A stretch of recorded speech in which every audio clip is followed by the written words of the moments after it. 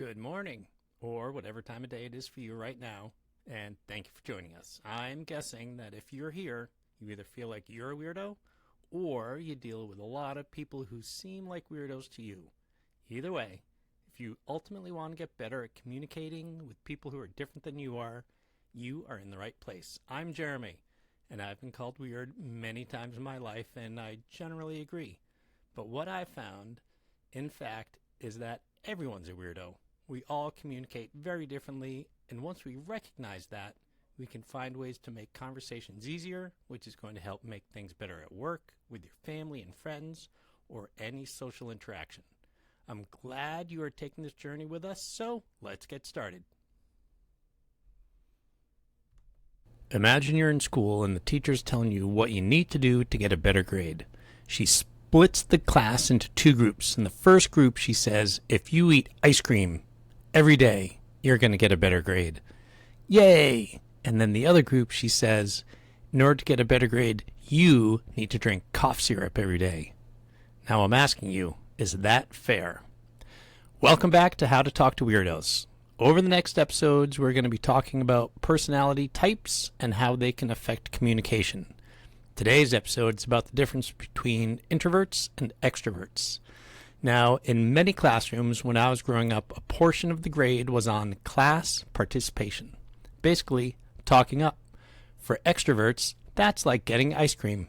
But for the introverts, like me, it was like having to drink cough syrup. Part of our grade was based on drinking cough syrup.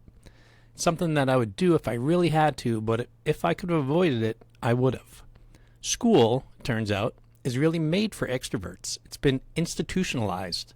And I think it's because somewhere around 2/3 of the population are extroverts. And that's how they organize the school. And it doesn't just stop there. Once you're at work, most evaluations are going to talk about whether or not someone is a quote-unquote team player.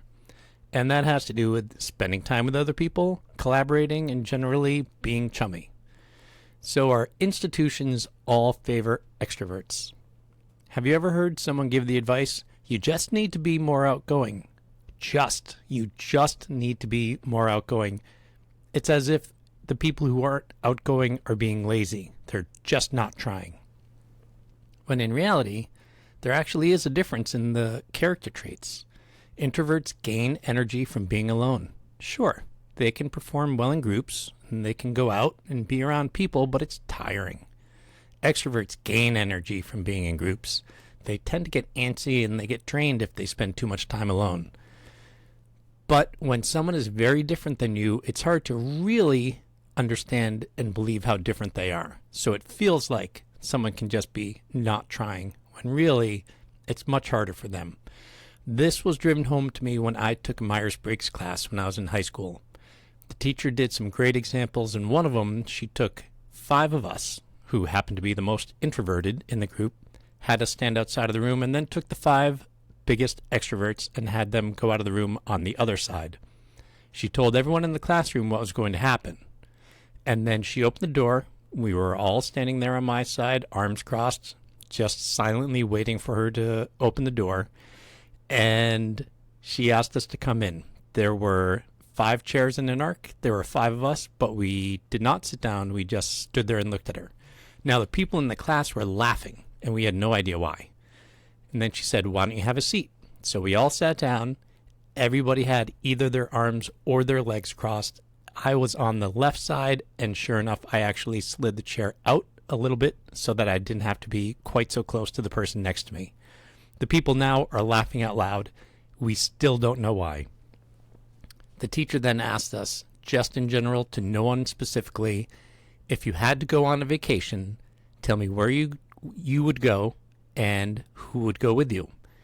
We looked at each other, and since I was on the left, I went first. I said I would go to Mexico maybe, and one other person would be with me.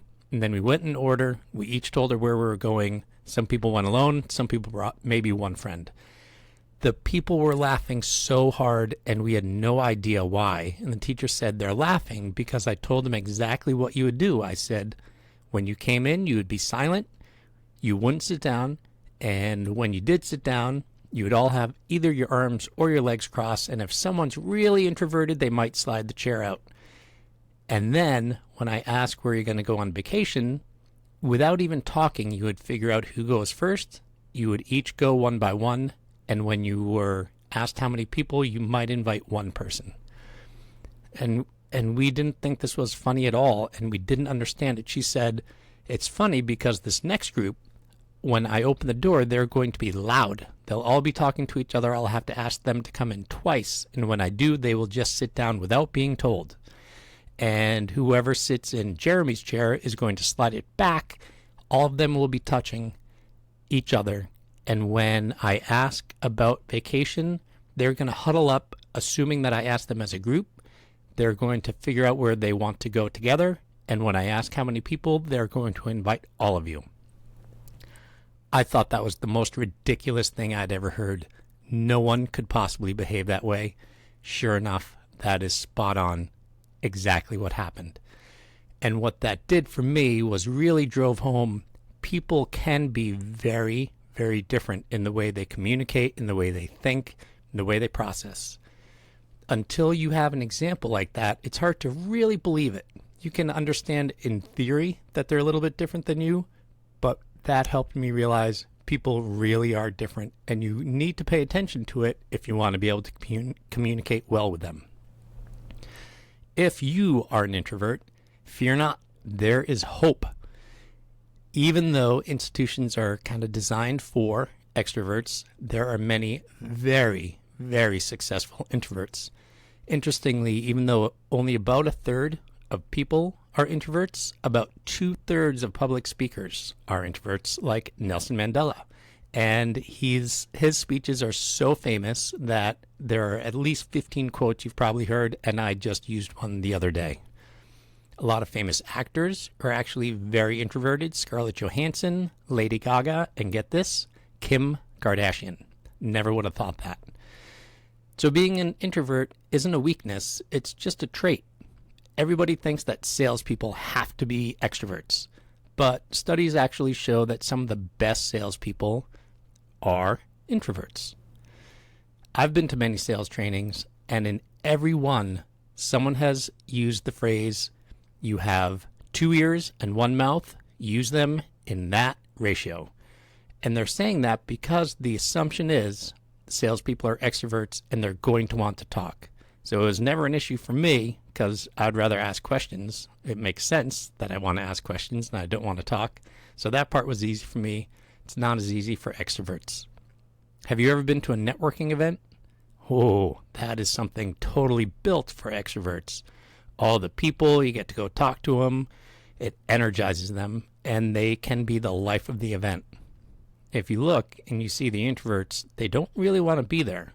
But because they're there anyway, they focus on getting the job done. So they're going to walk around, meet the people they need to meet, get the information they need, and then get the heck out of there.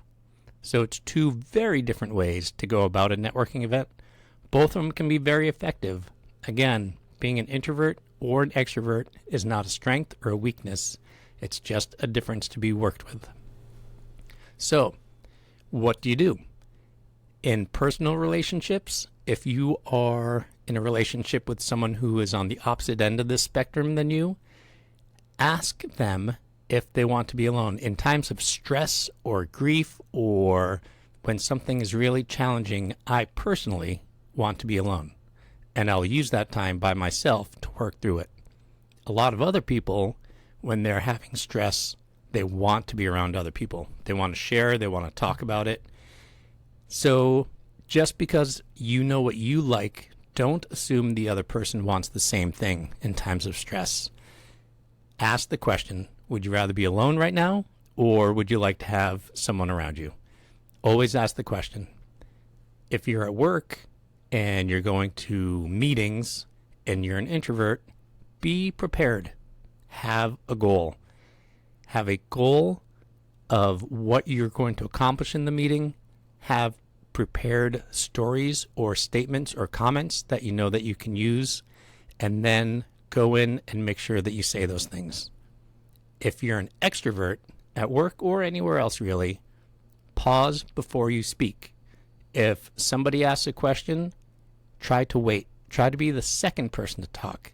Give other people room to jump in there and talk. And if you're an extrovert, get in the habit of asking questions. And don't just ask them, ask the questions and then stop and listen to the answer. If you can get into the habit of asking one question for every 2 statements you make, that'll go a long way, along with the pause. If you're a manager at work, think about both of these traits on your team. Don't always have it set up so that people need to work together, be around each other, and talk. Sometimes that's good. It's great for the extroverts. Can be good for the introverts at times. But make sure that there are opportunities for them to be on their own, have quiet time, and just think, recharge, and get done. But again, it always makes sense to ask the question. Ask the question, what would help you be more productive? Working in a team or by yourself, or having time alone or time near people to ask questions? Always ask the question. It goes a long way. So, those are my thoughts on introverts and extroverts. In case you didn't know, I'm very much of an introvert.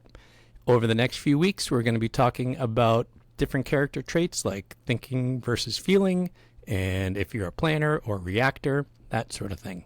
It's going to be fun. I hope you join us. Until next week, go talk to some weirdos. Thank you for listening to How to Talk to Weirdos. Check out my website at www.jeremydorenspeaks.com or follow us on LinkedIn or Instagram at Jeremy Doran Speaks, where you can get more great content or give feedback on what topics you'd like me to talk about next. Please follow How to Talk to Weirdos on your favorite podcast player to get our latest episodes. Until next week, go talk to some weirdos.